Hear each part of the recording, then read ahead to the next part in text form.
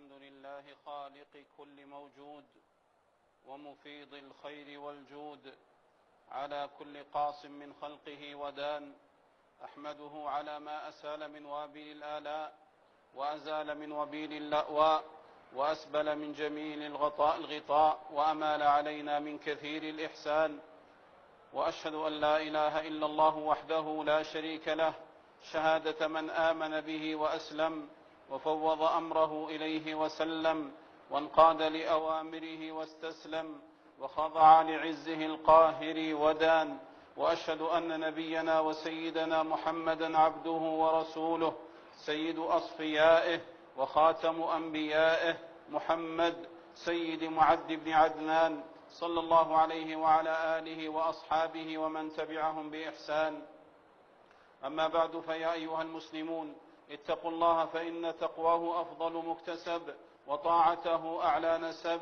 يا أيها الذين آمنوا اتقوا الله حق تقاته ولا تموتن إلا وأنتم مسلمون. أيها المسلمون، أحصن الجنة لزوم الكتاب والسنة على نهج سلف الأمة. فعن أبي هريرة رضي الله عنه قال: قال رسول الله صلى الله عليه وسلم: إني تركت فيكم شيئين لن تضلوا بعدهما، كتاب الله وسنتي. أخرجه الحاكم. وقال عبد الله بن مسعود رضي الله عنه: لن تضل ما أخذت بالأثر. ما العلم إلا كتاب الله أو أثر، يجلو بنور هداه كل ملتبس. نور لمقتبس خير لملتمس، حما لمحترس نعما لمبتئس. فاعكف ببابهما على طلابهما، تمحو العمى بهما عن كل ملتمس.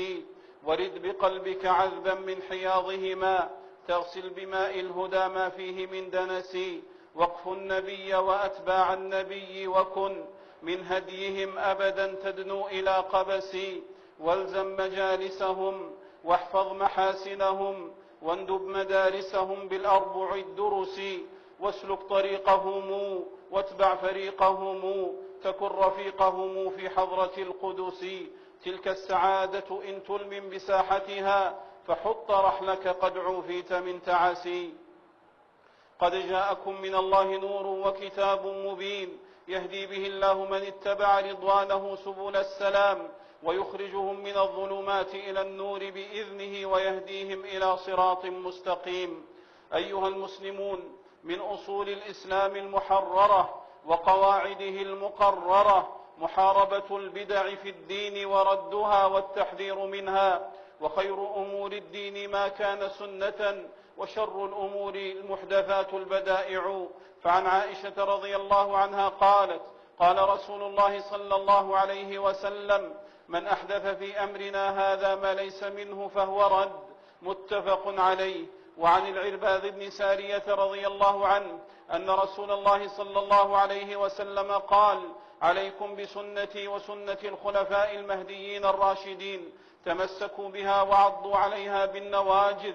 وإياكم ومحدثات الأمور، فإن كل محدثة بدعة وكل بدعة ضلالة. أخرجه أحمد وأبو داود والترمذي. وقال عبد الله بن مسعود رضي الله عنه: إياكم والتنطع والتعمق والبدع. وقال: اتبعوا ولا تبتدعوا فقد كفيتم. وقال الإمام مالك رحمه الله تعالى: من أحدث في هذه الأمة شيئا لم يكن عليه سلفها فقد زعم أن محمدا صلى الله عليه وسلم خان الرسالة. لأن الله تعالى يقول: اليوم أكملت لكم دينكم وأتممت عليكم نعمتي ورضيت لكم الإسلام دينا. فما لم يكن يومئذ دينا فلا يكون اليوم دينا.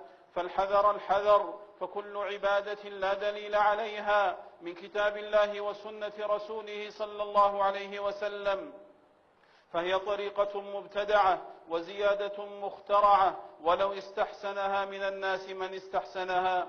أيها المسلمون، عظموا الله حق تعظيمه، واقدروه حق قدره، واعبدوه حق عبادته، ووحدوه حق توحيده، ولا تصرفوا خالص حقه لغيره، ولا تعدلوا غيره به. ومن حلف منكم فلا يحلف إلا بالله تعالى أو أسمائه أو صفاته، فعن عمر رضي الله عنه أن رسول الله صلى الله عليه وسلم قال: من كان حالفا فليحلف بالله أو ليصمت، متفق عليه.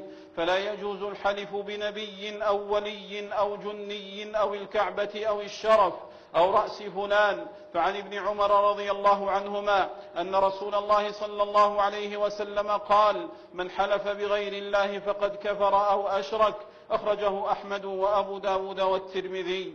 ومن أصابه وجع أو مرض أو هم أو وقع به بلاء وضر فليلجأ إلى مولاه يدعوه لكشف ضره ودفع كربته وشفاء مرضه ودفع البلاء عنه، وليلتزم الأذكار النبوية والرقى الشرعية، وليحذر ما يفعله الطغام وبعض العوام من التعلق بالتمائم والعزائم، فيلبسون الحلق والخيوط وينظمون الودعات ويعلقون الحروز والعظام والخرزات ويحملون أنياب الذئاب وجلود الحيوانات يعلقونها على الرقاب والدواب والأبواب، معتقدين دفعها الضراء ورفعها البلاء ومنعها عين العائنين وحسد الحاسدين. وتلك الخرافات والمعلقات لا تعصم من الآفات ولا تحمي من الأمراض والبليات، وإن يمسسك الله بضر فلا كاشف له إلا هو. وعن عقبة بن نافع رضي الله عنه أن رسول الله صلى الله عليه وسلم أقبل إليه رهط فبايع 9 وأمسك عن 1، فقالوا: يا رسول الله، بايعت 9 وتركت هذا؟ فقال: إن عليه تميمة، فأدخل يده فقطعها، فبايعه رسول الله صلى الله عليه وسلم وقال: من تعلق تميمة فقد أشرك.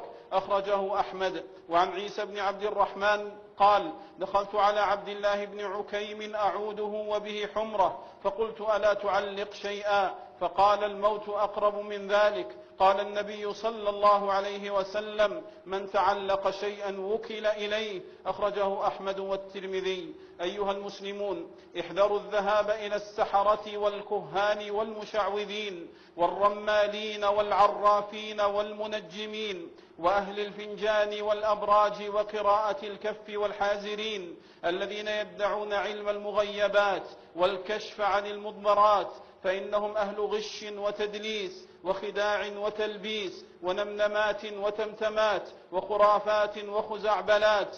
احذروا إتيانهم أو سؤالهم أو تصديقهم، فإنهم يستعينون بالجان ينادونهم من دون الله ويذبحون لهم ويأمرون الناس بالذبح لهم من دون الله عز وجل، إلى غير ذلك من دخائنهم الكدرة ودفائنهم القذرة. فعن أبي موسى الأشعري رضي الله عنه قال: قال رسول الله صلى الله عليه وسلم: 3 لا يدخلون الجنة: مدمن خمر وقاطع رحم ومصدق بالسحر.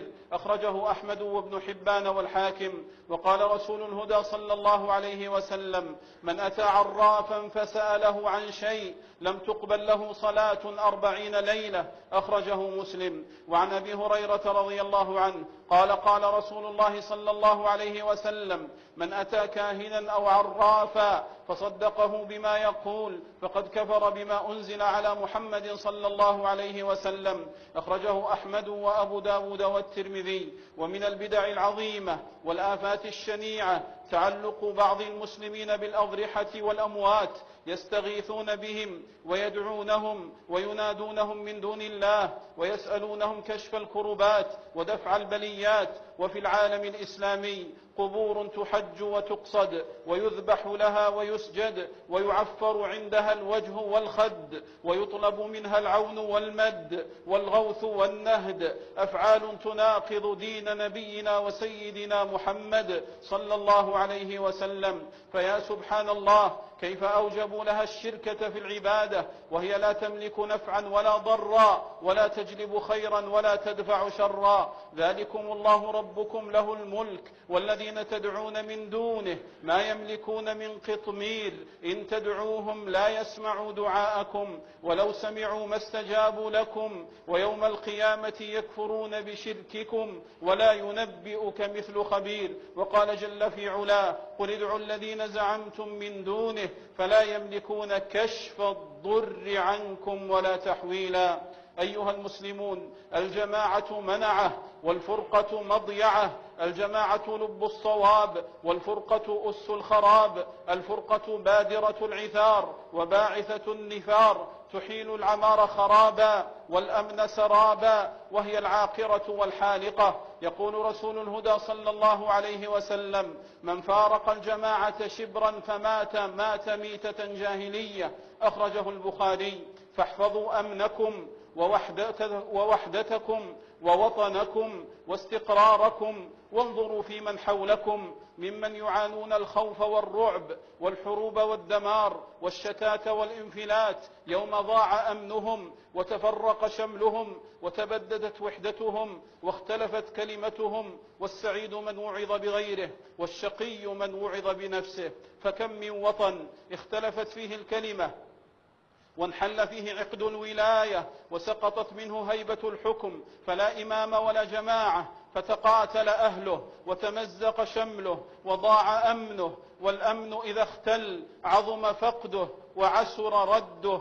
والفتنة نائمة لا يوقظها إلا خبيث ولا يوقدها إلا خائن ولا يرسلها إلا ظلوم. والفتنة تلقح بالتعريض وتنتج بالتحضيض وتقع بالتحريض. وأي غاية يرجوها من لا صنعة له إلا دعوة الناس إلى الثورات والمظاهرات والاعتصامات والانقلابات والخروج على السلاطين وأصحاب الولايات. وقد أثبتت الحوادث والوقائع أن الخروج على الملوك والسلاطين والرؤساء أساس كل شر وفتنة وبلاء. فعن أسيد بن حضير رضي الله عنه قال: قال رسول الله صلى الله عليه وسلم: إنكم ستلقون بعدي أثرة فاصبروا حتى تلقوني على الحوض. متفق عليه. قال الإمام النووي رحمه الله تعالى: الأثرة الاستئثار والاختصاص بأمور الدنيا، أي اسمعوا وأطيعوا، وإن اختص الأمراء بالدنيا ولم يوصلوكم حقكم مما عندهم. قال شيخ الإسلام ابن تيمية رحمه الله تعالى: وقل من خرج على إمام ذي سلطان إلا كان ما تولد على فعله من الشر أعظم مما تولد من الخير. وقال عمرو بن العاص رضي الله عنه في وصيته لابنه: يا بني، إمام عادل خير من مطر وابل، وإمام ظلوم غشوم خير من فتنة تدوم. قال الإمام شيخ الإسلام عبد الله بن المبارك رحمه الله تعالى: إني امرؤ ليس في ديني لغامزه لين، ولست على الأسلاف طعانا، ولا أسب أبا بكر ولا عمرا، ولا أسب معاذ الله عثمانا، ولا ابن عم رسول الله أشتمه حتى أوسد تحت الترب أكفانا. إن الجماعة حبل الله فاعتصموا بها فإنها العروة الوثقى لمن دانا. الله يدفع بالسلطان معضلة عن ديننا رحمة منه ورضوانا. لولا الأئمة لم تأمن لنا سبل، وكان أضعفنا نهبا لأقوانا.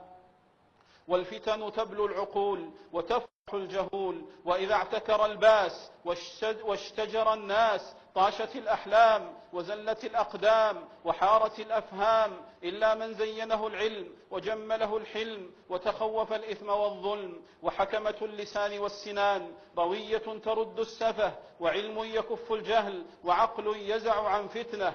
حلومكم يا قوم لا تعزبنها، ولا تقطعوا أرحامكم بالتدابر. أيها المسلمون، وإذا التجت الأصوات واشتدت الخصومات وتعالت الصيحات وقامت المظاهرات والثورات، كان أول من يركب ثبجها ويستثمر حدثها أعداء الإسلام، الذين قامت سياساتهم على الاستخفاف بحقوق المسلمين واستباحة أكل أموالهم بالباطل واجتياح بلادهم وتدمير اقتصادهم والاستيلاء على ثرواتهم وإشاعة الفوضى في ديارهم. يتخذون تلك الأحداث وسيلة لتحقيق مآربهم الخبيثة في محاربة الإسلام. والإسلام إذا حاربوه اشتد، والإسلام إذا حاربوه اشتد، وإذا تركوه امتد، لا يضيره من حاد عنه وارتد، ولا يضره من لج في عداوته واحتد، وبأس الله عن أعداء دينه لا يرد. أيها المسلمون، لا عز إلا بالشريعة، ولا قوام للشريعة إلا بالملك والسلطان، ولا قوام للملك والسلطان إلا بالرجال، ولا قوام للرجال إلا بالمال، ولا مال إلا بالاستثمار والاتجار، ولا تجارة إلا بالأمن، ولا أمن إلا بالعدل. والعدل هو الميزان المنصوب بين الخليقة، وليس شيء أسرع في خراب الأرض ولا أفسد لضمائر الخلق من الظلم والعدوان، ولا يكون العمران حيث يظهر الطغيان، لأن الظلم جالب الإحن ومسبب المحن، والجور مسلبة للنعم ومجلبة للنقم. وقد قيل: الأمن أهنأ عيش، والعدل أقوى جيش. ومن فعل ما شاء لقي ما ساء، ومن أصلح فاسده أهلك حاسده. ومتى كانت المصالح فوق المبادئ، والأطماع فوق القيم، والقسوة قبل الرحمة، ثارت الفتنة وصار العمار خرابا والأمن سرابا. أيها المسلمون، الأمن بالدين يبقى، والدين بالأمن يقوى. ومن رام هدى في غير الإسلام ضل، ومن رام إصلاحا بغير الإسلام زل، ومن رام عزا في غير الإسلام ذل، ومن رام أمنا بغير الإسلام ضاع أمنه واختل. أيها المسلمون، السباب لقاح الفتنة، والسباب لا يرد شاردا ولا يجذب معاندا، وإنما يزرع ضغائن وأحقادا، ويزيد المخالف إصرارا وعنادا. ومن أقذع مخالفه ورماه بالفحش وأساء القول فيه وشاتمه بالكلام القبيح فقد زاد الطين بلة والمرض علة. وصاحب الخلق الدنيء واللسان البذيء، الطعان في الأعراض، الوقاع في الخلق، القذاف للبراء، الوثاب على العباد، العياب المغتاب، الذي لا يفوه إلا بالفحش والسباب، لا يكون مصلحا ولا ناصحا ولا معلما. وتتسارع الأحداث في الأمة، فلا يسمع الناس صيحة أو وجبة أو حادثة دانية أو قاصية إلا طاروا إلى الشبكة العنكبوتية ووسائل الإعلام، يتخذون تلك الأحداث أسبوبة يتسابون بها ويتشاتمون عليها، يهرعون إلى مواقع التواصل الاجتماعي ووسائل الإعلام ما بين حاذف وقاذف وطاعن ولاعن وساب وشاتم إلا من رحم الله وقليل ما هم. فيا من تسطرون اللعائن والشتائم وتطلقون التهم والأحكام، ستسألون عما تكتبون في يوم تجتمع فيه الخلائق وتوزن فيه الأعمال والدقائق، وتأتي كل نفس معها شاهد وسائق. يا من توارى وراء شاشة جهازه، يا من استتر باسم مستعار وتباعد عن الأنظار وصار يكيل السب والشتم لغيره، أنسيت أن الله يراك وهو مطلع على سرك ونجواك؟ وليس المؤمن بالطعان ولا اللعان ولا الفاحش ولا البذيء. وما كان رسول الله صلى الله عليه وسلم سبابا ولا فحاشا ولا لعانا، وقال: إني لم أبعث لعانا وإنما بعثت رحمة.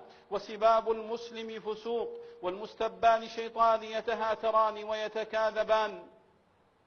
وقال رسول الله صلى الله عليه وسلم: وإن امرؤ شتمك وعيرك بما يعلم فيك فلا تعيره بما تعلم فيه، فإنما وبال ذلك عليه. أخرجه أبو داود. فتب يا عبد الله مما كتبت يداك، وامح سبك وأذاك، وتذكر قول خالقك وقل لعبادي يقول التي هي أحسن إن الشيطان ينزغ بينهم إن الشيطان كان للإنسان عدوا مبينا. لقد نهى الله تعالى المؤمنين عن سب آلهة المشركين لئلا يكون سبها سببا لسب الله تعالى، وسب آلهتهم يزيدهم كفرا وتصلبا ونفورا، فعاد سبها منافيا لمراد الله تعالى من الدعوة والرسالة. قال تعالى: ولا تسبوا الذين يدعون من دون الله فيسبوا الله عدوا بغير بغير علم، فالحذر الحذر. لا تلقوا عباد الله بالغلظة والشدة والطعن واللعن والسباب فتحملوهم على النفور عن الحق والسنة والفضيلة،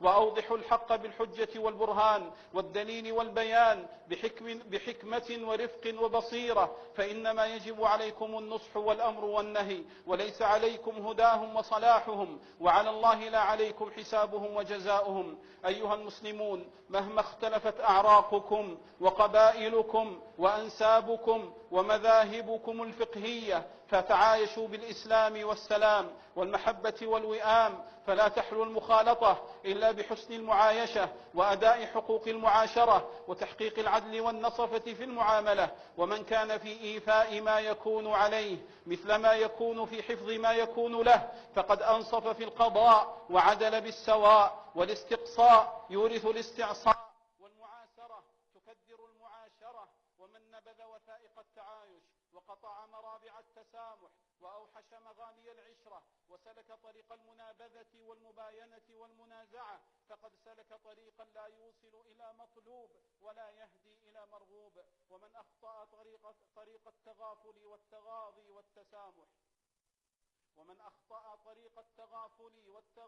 والتسامح كثر معادوه وقل مصافوه وهجره محبوه وزهد فيه معاشروه. ومن جهل مواضع رشده وتعثر في ذيول جهله ووقع في مهاوي سخفه وحمقه ركب متن الفجور في الدعاوى والمنازعات والكذب في الشكاوى والخصومات، واختار الجفاء على الإخاء والعداء على الولاء والمخاشنة على الملاينة.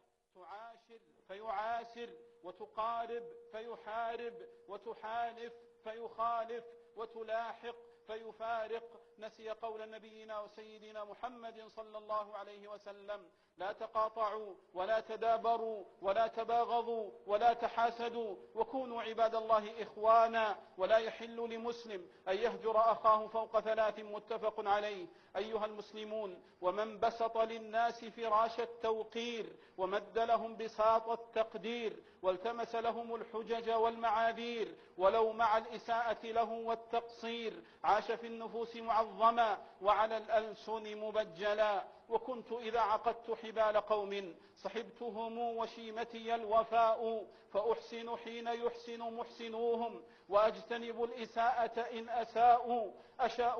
أشاء سوى مشيئتهم فآتي مشيئتهم وأترك ما أشاء.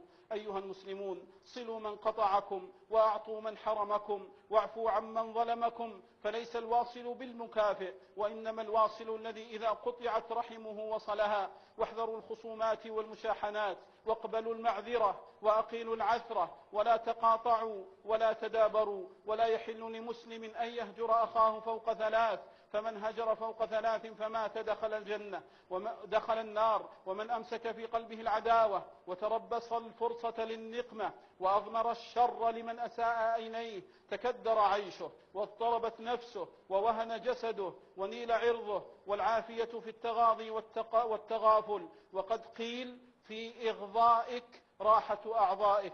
وقيل: الأديب العاقل هو الفطن المتغافل. وقيل للإمام أحمد رحمه الله تعالى: العافية 10 أجزاء 9 منها في التغافل. فقال: العافية 10 أجزاء كلها في التغافل. فتعافوا بينكم وتجاوزوا عمن أساء إليكم ابتغاء وجه الله تعالى ورغبة في ثواب العفو وجزاء الصفح. واخرجوا من ضيق المناقشة إلى فسحة المسامحة، ومن شدة المعاسرة إلى سهولة المعاشرة. واطووا بساط التقاطع والوحشة، وصلوا حبل الأخوة والمودة، واقبلوا المعذرة، فإن قبول المعذرة من محاسن الشيم. وإذا قدرتم على المسيء فاجعلوا العفو عنه شكرا لله للقدرة عليه. فعن عبد الله بن عمر رضي الله عنهما قال: جاء رجل إلى النبي صلى الله عليه وسلم فقال: يا رسول الله، كم نعفو عن الخادم؟ فصمت رسول الله صلى الله عليه وسلم، ثم أعاد عليه الكلام فصمت. فلما كان في 3 قال رسول الله صلى الله عليه وسلم: اعف عنه كل يوم 70 مرة. أخرجه أبو داود والترمذي. بارك الله لي ولكم في الكتاب والسنة، ونفعني وإياكم بما فيهما من الآيات والبينات والحكمة. أقول ما تسمعون وأستغفر الله لي ولكم ولسائر المسلمين من كل ذنب وخطيئة فاستغفروه إنه كان للأوابين غفورا.